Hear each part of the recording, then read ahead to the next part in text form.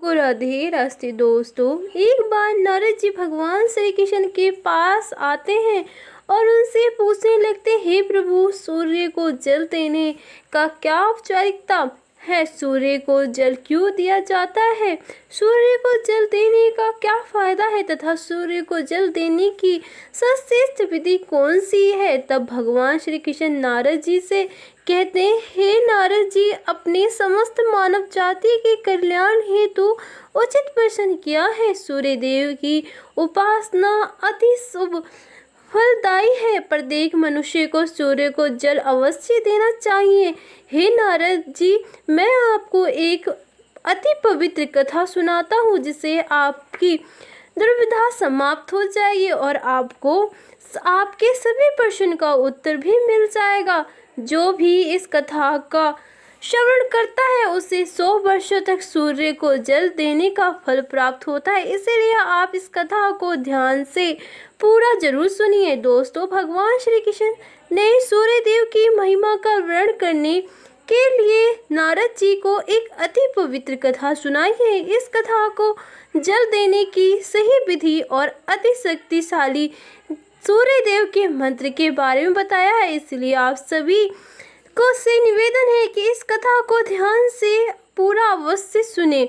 इस कथा को सुनने मात्र से ही आपको सूर्य को जल देने का फल प्राप्त होता है।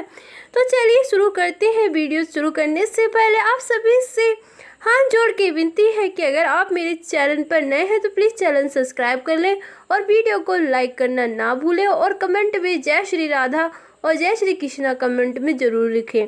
तो चलिए स्टार्ट करते हैं। भगवान श्री कृष्ण कहते हैं, हे नारद जी, प्राचीन काल की बात है।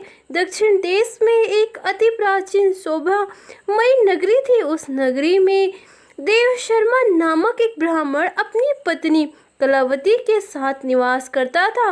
देव शर्मा शास्त्र ज्ञान में परंपरागत तथा किंतु उसे अपनी मन को कभी सदुपयोग नहीं किया। उसने उसके ज्ञान का उपयोग केवल धन कमाने के लिए किया। देव शर्मा ने अपने जीवन में कभी दान धर्म नहीं किया, कभी सूर्य देव के अर्घ्य नहीं दिया। वे अति स्वार्थी और भी स्वाभाविक का था और स्वभाव का था। वो और भी स्वार्थी और स्वभाव का था। फिर एक दिन वह वन में जा रहा था तो उसे एक विशेष सर्प के काटने के कारण देव शर्मा की मृत्यु हो गई। मृत्यु के बाद देव शर्मा को यम के दूत यमलोक ले गए। वहां यमराज ने देव शर्मा के पाप और पुण्य का मूल्यांकन किया और देव शर्मा को नरक में डाल दिया। देव शर्मा अनेक वर्षों तक नरक में सजा भुगतने लगा और फिर उसे प्रतीक्षा करने के पश्चाताप करने के लिए फिर से मनुष्य जन्म की प्राप्ति हुई।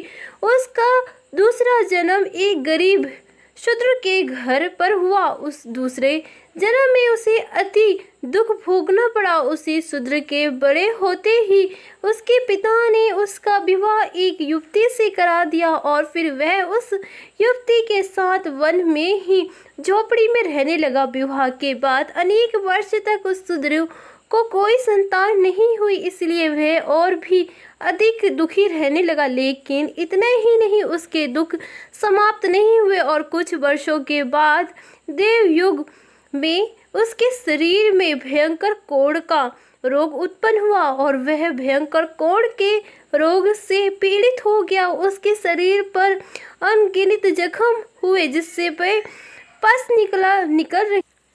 वह कोढ़ शत्रु अब कुछ काम भी नहीं कर सकता था और दिन भर घर पर ही पड़ा रहता था।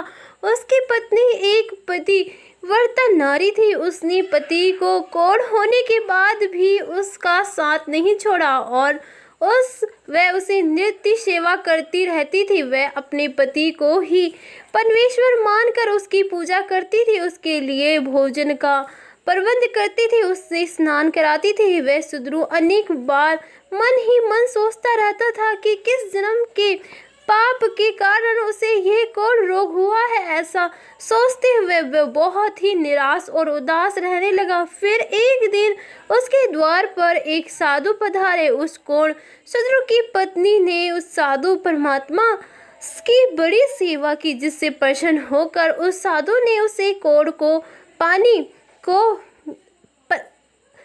की पत्नी को एक वर मांगने के लिए कहा। कोढ़ की पत्नी ने कहा, हे महात्मा, मेरे लिए तो मेरे पति ही सर्वश्रेष्ठ है, वही मेरे स्वामी है। अतः आपसे विनती है कि मेरे पति का रोग दूर करो और उन्हें पहले के जैसा बना दें।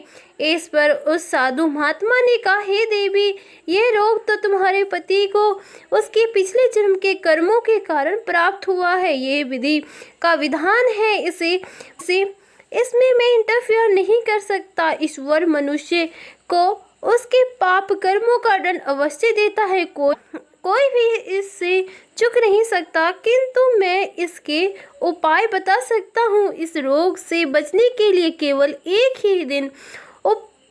ही उपाय है।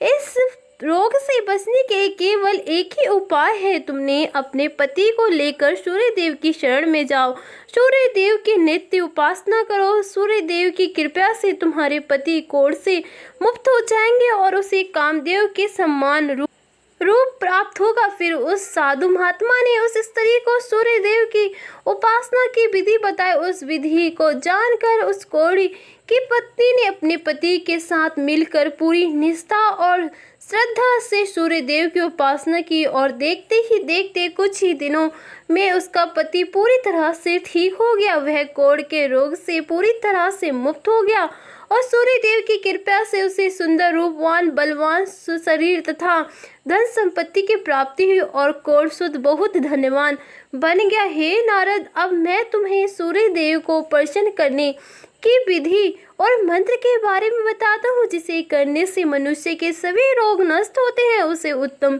शरीर और सुख समृद्धि की प्राप्ति होती है। श्री कृष्ण कहते हैं, हे नारद, रोज सूर्य देव को जल चढ़ाना एक ऐसा नियम है जो मनुष्य के जीवन में बहुत ही जल्दी बदलाव ला सकता है। सूर्य शक्ति इतनी अलौकिक है कि इसके बिना यह पूरी धरती तहस नहस हो सकती है। सूर्य देव प्रकाश का पॉजिटिव क्षेत्र, समय, ऊर्जा आदि के देवता हैं। सूर्य देव को मात्र जल चढ़ाने से सभी कष्ट दूर हो जाते हैं। संसार की हर परेशानी को हल सूर्य देव के पास ही है। सूर्य देव देवता की उपासना करने से आत्मा की शुद्धि होती है और मनोबल बढ़ता है। सूर्य देव के समय सूर्य की किरण से वातावरण पवित्र और पॉजिटिव हो जाता है। यदि प्रतिदिन सुबह स्नान करके सूर्य देवता को मंत्र का उच्चारण करते हुए जल चढ़ाएं तो इसके कई फायदे होंगे। कुंडली में अनेक ग्रह की तरह ही सूर्य के शुभ या अशुभ स्थिति में होने से जीवन पर भी इसका शुभ या अशुभ प्रभाव पड़ता है। कुंडली में सूर्य आदि शुभ स्थिति में होते हैं तो हमें समाज भर में मान सम्मान, यश और प्रसिद्धि मिलती है। वही कुंडली में यदि सूर्य अशुभ स्थिति में हो तो इसके विपरीत परिणाम मिलते हैं। इसीलिए कुंडली में यदि सूर्य की स्थिति मजबूत करनी है तो ज्योतिष शास्त्र में कुछ ऐसी चीजों के बारे में बताया गया है जिन्हें पानी में डालकर सूर्य देव को अर्घ देने से शुद्ध परिणाम प्राप्त होता है। किंतु मित्रों, कई मनुष्य सूर्य को जल देते समय बहुत सी गलतियां कर बैठते हैं। सूर्य को जल देर समय महत्वपूर्ण नियम का पालन नहीं करते। गलत तरीके से अर्घ देकर सूर्य देव का अपमान नहीं करना चाहिए, अन्यथा मनुष्य को कोई भी कष्ट का सामना करना पड़ सकता है। साथ ही केवल सूर्य को जल देने से फल की प्राप्ति नहीं होती। सूर्य को जल देते समय विधि का पालन करते हुए सूर्य देव के मंत्र का जाप करना भी आवश्यक है। शास्त्र के अनुसार अगर सूर्य देव प्रसन्न ना हो पर मनुष्य की बुद्धि का नाश हो जाता है, उसे चारों ओर से अपमान का सामना करना पड़ता है। ऐसे व्यक्ति को आंखों की रोशनी चली जाती है और उसे उचित भोजन प्राप्त होते हैं। फलस्वरूप व्यक्ति की विद्या नष्ट हो जाती है, उसकी श्रवण शक्ति कमजोर होती है। पिता पुत्र में अकरण हो वाद विवाद होने लगता है। सूर्य देवता के रुठ जाने पर व्यक्ति पर गलत इल्जाम लगते हैं और उसके हाथ से अनजाने में कई अपराध हो जाते हैं। इसलिए व्यक्ति को आश्चर्य कार्य करने से सूर्य देव को रुष्ट नहीं करना चाहिए। सबसे पहले मैं तुम्हें सूर्य को अर्घ देने का अर्थ बताता हूँ। सूर्य देव को अर्घ देने से तात्पर्य यह है कि सूर्य देवता को भक्ति भाव से जल अर्पण करना। ये जल दोनों हाथों की उज्ज्वल बनाकर या तांबे के पात्र से शुद्ध जल भरकर उससे सूर्य देवता को समर्पित करें। लेकिन ध्यान रहे कि यदि हाथ की ओर जल बनाकर उस सूर्य देवता को अर्घ दे रहे हैं तो हाथ की तर्जन और अंगूठे को एक दूसरे से ना जोड़ें, ना रखें, यानी कि एक दूसरे को स्पर्श ना होने दें। दोनों हाथ के अंगूठे को फैला कर रखें। यदि हम तर्जन और अंगूठे को जोड़कर जल देते हैं तो ये राक्षस मुद्रा बन जाती है और इस मुद्रा में सूर्य का अर्घ देना अशुभ माना जाता है। यदि पात्र में जल भरकर सूर्य देवता को अर्घ दे रहे हैं तो भी उस पात्र को दोनों हाथ के अंगूठे को स्पर्श ना हो, इसका ध्यान रखें। अर्घ देते समय अपने दोनों हाथ को ऊपर उठाकर पात्र को पकड़े और सिर झुकाकर रखें। सूर्य देवता को अर्घ हमेशा सूर्य उदय के समय देना चाहिए। उसे हुए सूर्य का उपासना करना हमेशा ही शुभ होता है। सूर्य देव के 2 घंटे बाद अर्घ देने का कोई भी औपचारिकता नहीं होती। यदि किसी कारणवश आप सूर्य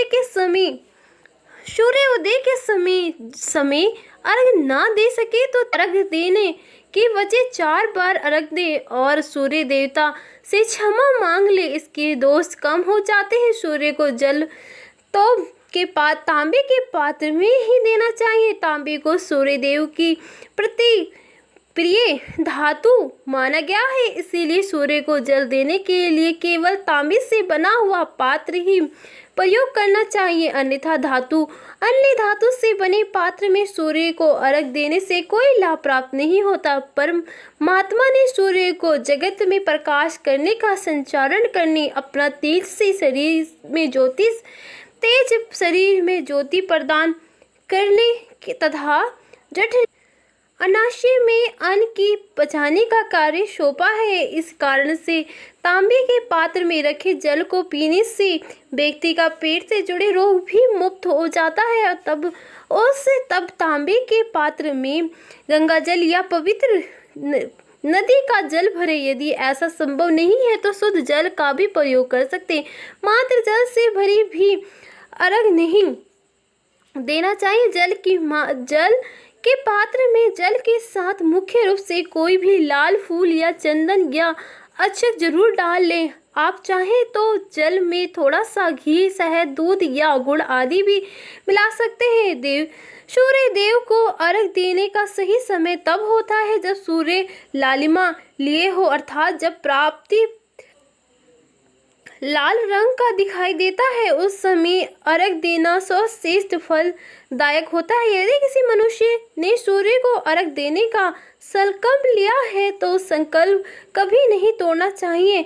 जितने दिन का भी संकल्प लिया है तो उतने अर्घ अवश्य देना चाहिए। यदि संकल्प को पूरा नहीं कर सकते तो ऐसा संकल्प नहीं लेना चाहिए। इसलिए सूर्य देव रूठ जाते हैं। दोस्तों, भगवान श्री कृष्ण ने सूर्य देव को जल देने का मंत्र बताया है, जिसे उच्चारण अवश्य ही करना चाहिए। वे मंत्र इस प्रकार है ओम कोलाका नमः। इसके अलावा ओम ग्रह सूर्य नमः इस मंत्र का जाप भी कर सकते हैं। इस मंत्र का उच्चारण करके सूर्य को जल देने से दरिद्रता का अंत होता है और व्यक्ति सुख समृद्धि की प्राप्ति होती है। श्री कृष्ण कहते हैं सूर्य देव की महिमा अपरंपार है और प्रतिदिन ही हमें उनका आभार मानना चाहिए, परंतु मुख्य रूप से रविवार के दिन सूर्य देवता को दिन माना जाता है। इसलिए कुंडली से सूर्य दोष को दूर करने के लिए रविवार के दिन विशेष रूप से सूर्य देवता का उपासना रखना चाहिए और सूर्य से संबंधित वस्तु को दान करनी चाहिए। सूर्य देव से संबंधित वस्तु तांबा, गेहूं, गुड़, चंदन तथा पीले रंग के वस्त्र आदि इन वस्तुओं को रविवार को दिन दान करने से व्यक्ति के सभी दुखों का अंत होता है। यदि व्यक्ति बीमार है तो अथवा घर में सूतक है या अन्य कोई भी समस्या है जिसके कारण वह सूर्य को अर्घ नहीं दे पा रहा है तो इसके लिए शास्त्र में मानसिक पूजा का प्रबंधित किया गया है, अर्थात अपने मन में सूर्य देव को अर्घ दे सकते हैं। अर्घ सूर्य देव को पूर्व दिशा से उगते हैं और किसी कारणवश सूर्य देवता दिखाई नहीं दे रहे हैं तो उनका मन ही मन याद पूर्व दिशा की